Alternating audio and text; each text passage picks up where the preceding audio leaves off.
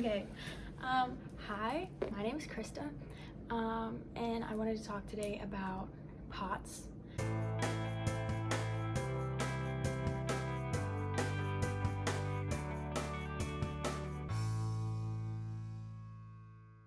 Okay, so POTS is an acronym, and it stands for Postural Orthostatic Tachycardia Syndrome.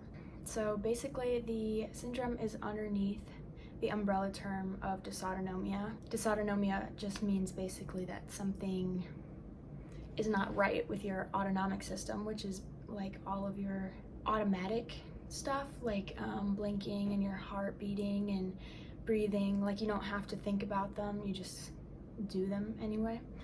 So that's what your autonomic system does. So POTS actually affects your blood flow and your circulation. It happens when you go from like lying to standing, lying to sitting, sitting to standing. It's basically any postural change. Too little of your blood returns back to your heart.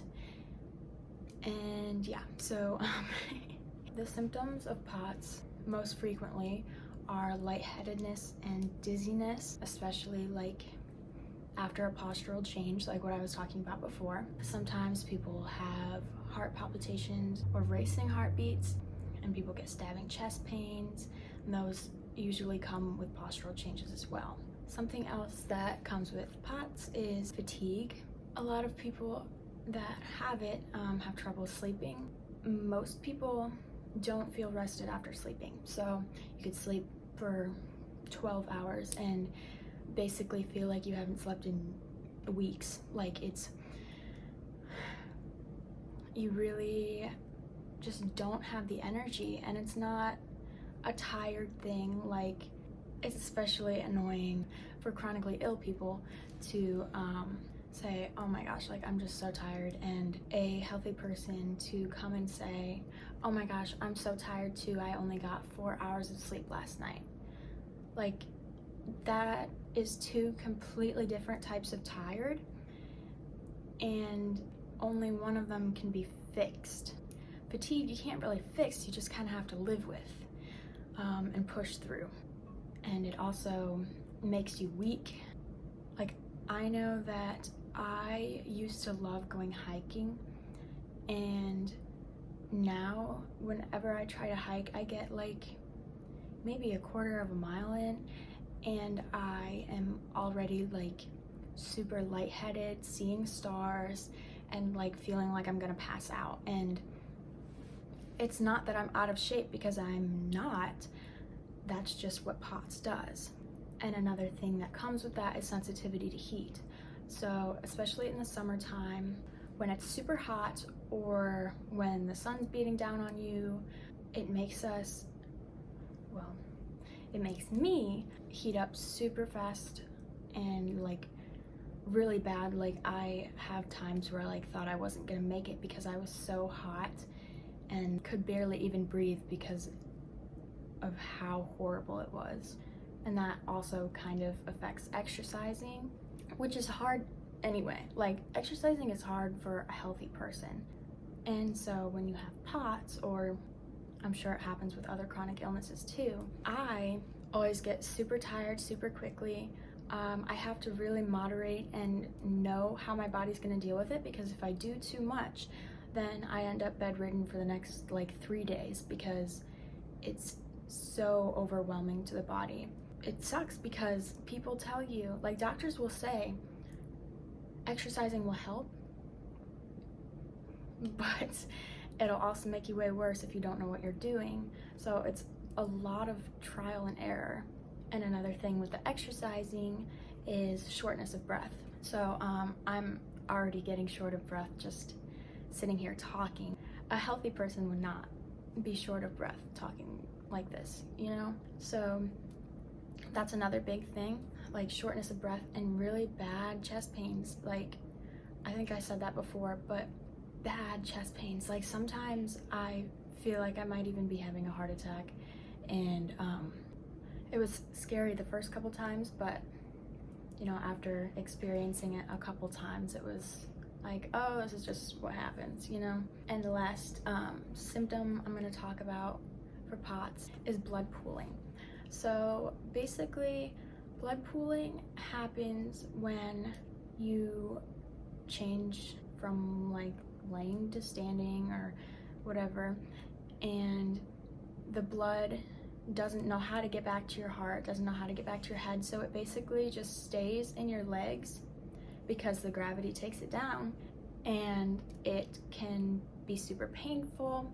A lot of people with POTS actually, like, you can see that the blood is pooling in their legs because it's like purple and blue, and sometimes you'll have like the red rash that comes with it. The red rash is like super hot to the touch, but the blood pooling is like cooler, and that's super fun to try to explain to my friends that have no idea what's going on. And the blood pooling is really bad, like especially if I have to stand for a long time. Like, I know when I would go to church, I couldn't stand for a long time, and sometimes I would have to sit down, and I was so embarrassed because I don't like the attention, but I had to sit down because my legs were in so much pain, and it was awful, and I knew that I was gonna have to pay for it if I didn't rest and take care of myself.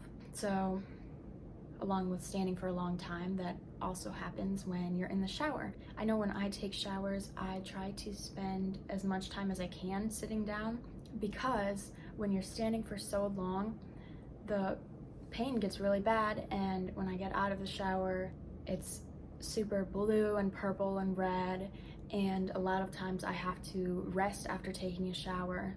Like, a lot of times I will have to literally lay on the ground with my legs up to try to get the blood to flow back to my heart and head, because that's where it's supposed to be, and my body doesn't know how to get it there. So I have to basically manually do it. So it looks way worse in person, but you can kind of see on camera the blood pooling after standing in the shower for like 15 minutes.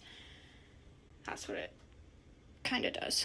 Another thing about POTS is that it's almost always accompanied with anxiety, and a large part of this has to do with the fact that since your autonomic system doesn't really work the way it's supposed to, you have an increased fight or flight response. So it makes you super anxious, and like you can feel your heart beating really fast, and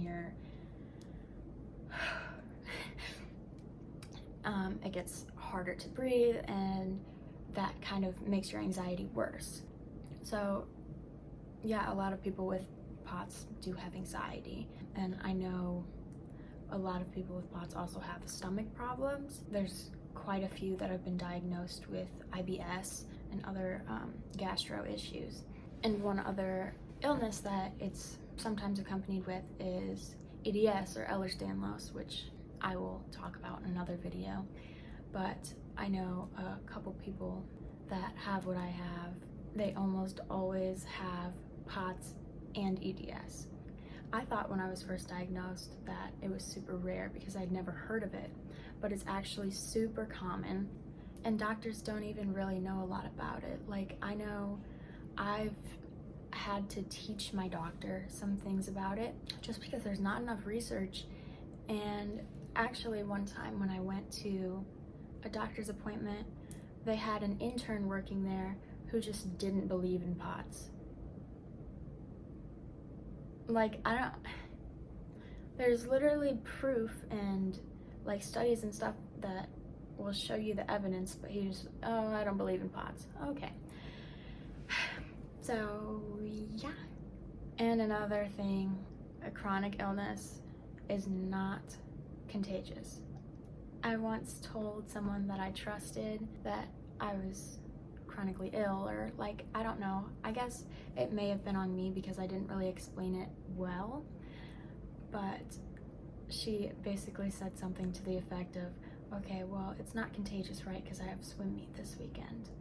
And I was like, no, it's not contagious.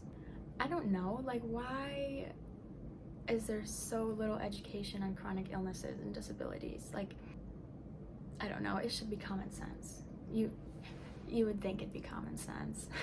So the cause is not actually like really known. They have some like theories, like some people get it after surgery, some people get it after giving birth, trauma, and then viral illness, which I know that a lot of people started getting POTS after having COVID.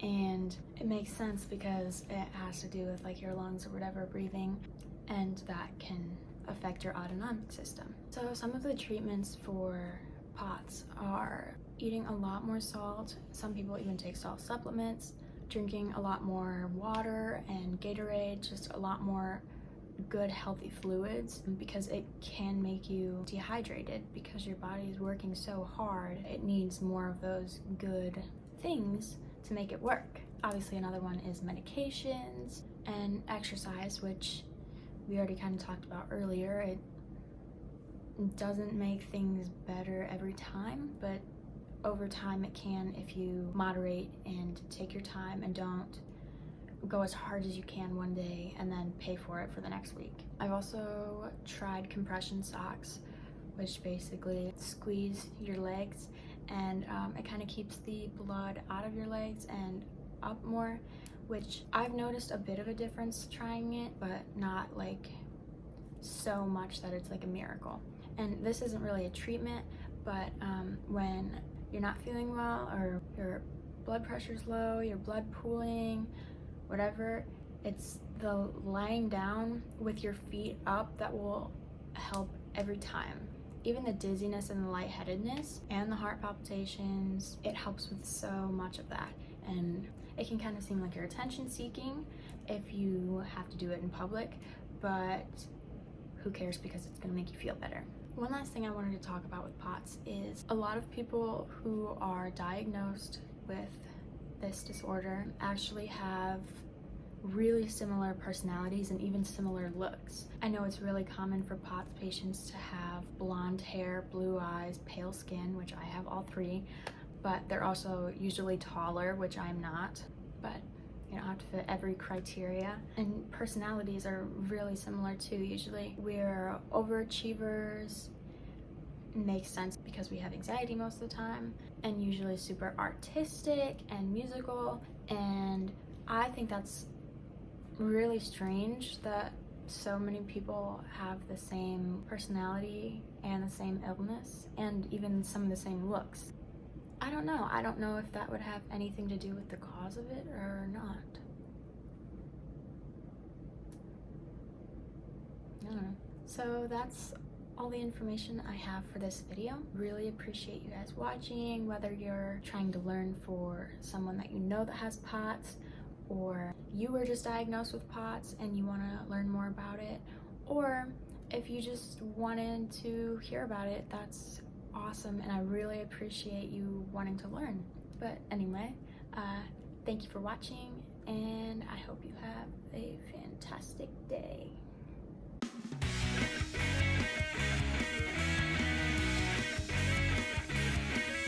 And I wanted to talk today about POTS, which is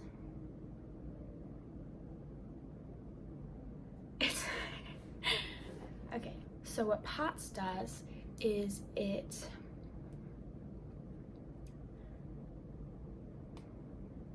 and basically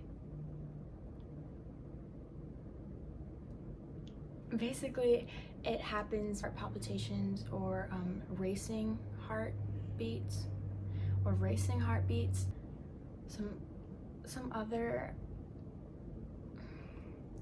something else, a tired thing, like especially when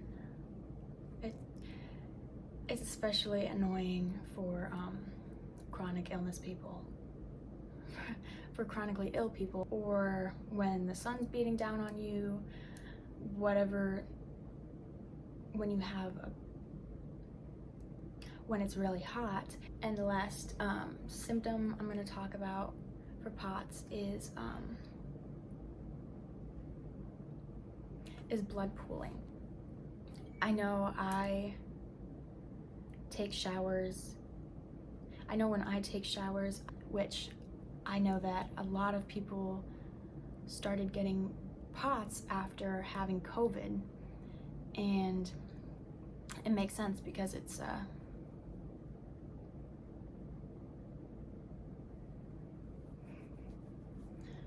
what's that called?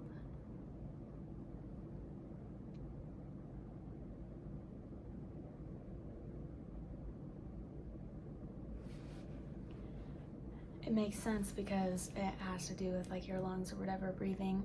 There's quite a few that have been diagnosed with IBS and other gastro issues. Your body is working so hard that it needs more of those good things to make it work. And the last